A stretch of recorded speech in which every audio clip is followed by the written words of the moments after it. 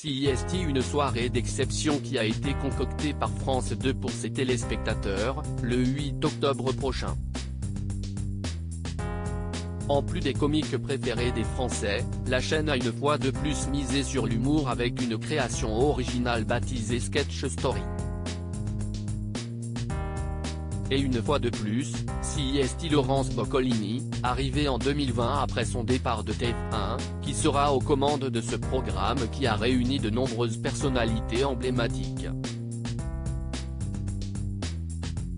Nombreuses sont en effet les personnalités à avoir répondu positivement à l'appel de la production, Carson Pro de Franck Sora, pour participer. Il faut dire que ce projet ambitieux donne envie. Elles ont eu l'opportunité de réinterpréter leurs sketchs les plus célèbres, ou ceux d'autres humoristes ou artistes, dans de courtes fictions. L'occasion pour le public de les découvrir comme ils ne les ont jamais vus. Comme vous pouvez le découvrir dans le diaporama, Muriel Robin a retrouvé, non pas son acolyte de toujours Pierre Palmade, mais Vincent de Dienne pour le sketch Le permis de conduire joué à l'origine par Pierre Palmade et Michel Larocque. Il raconte l'histoire d'un couple qui doit se rendre chez des amis pour un anniversaire. La femme prend le volant et la situation se complique rapidement, ce qui provoque des tensions.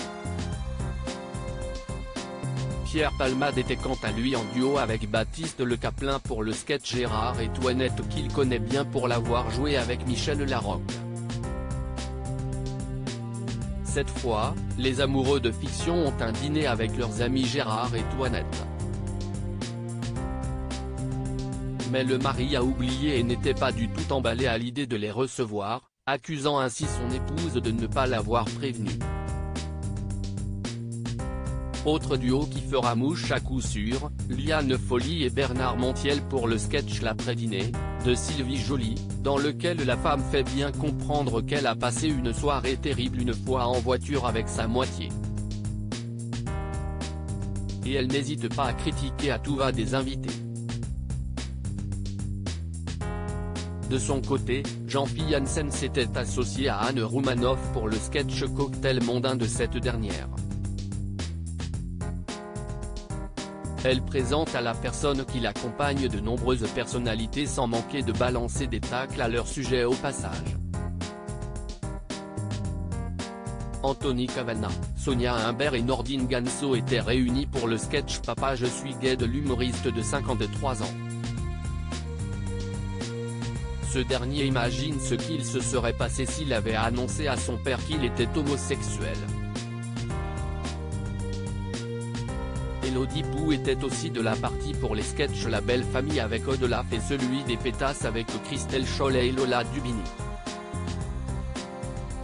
Et Roland McDan a retrouvé Thaïs Vauquier pour son sketch Lettre à maman la dactylo.